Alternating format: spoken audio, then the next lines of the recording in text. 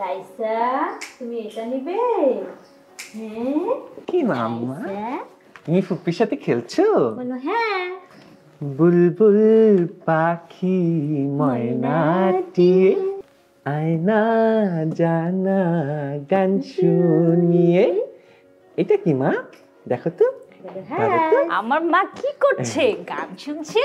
হ্যাঁ, বাবার মুখে গান শুনছে। সোনিয়া, হ্যাঁ ভাবি, আমরা দুজন অফিসে যাচ্ছি, তুমি বাবুর দিকে খেয়াল রেখো। হ্যাঁ চলো তাহলে। আচ্ছা শোনো না, বাবুর জন্ম নিবন্ধনটা করা দরকার না? এত তারা কিসের? বাবু আর একটু বড় হোক। দেরি করবে কেন?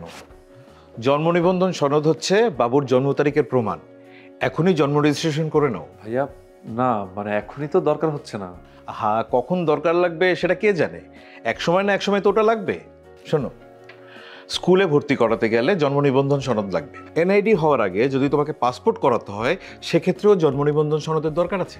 টিকা দিতে, তারপরে ধরো অনেক সময় আল্লাহ না করুক অসুখে বিসুখে বয়সের সঠিক প্রমাণের জন্য এটা লাগবে। হ্যাঁ লাগে তো। জন্ম রেজিস্ট্রেশন সার্টিফিকেট হলো বাংলাদেশের নাগরিক হিসেবে আমাদের বাবুর প্রথম স্বীকৃতি। এত কিছু জানার পরেও বাবুর জন্ম নিবন্ধন করতে এত দেরি করছো কেন? এভাবে তো ভেবে দেখিনি। জন্মের ৪৫ দিনের মধ্যে শিশুর জন্ম নিবন্ধন বিনামূল্যে করা যায়।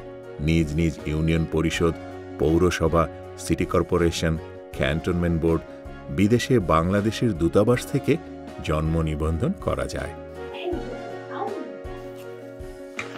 এই নাও দেখো, এটা হচ্ছে আমাদের বাবুর বাংলাদেশের নাগরিক হিসেবে প্রথম উপহার।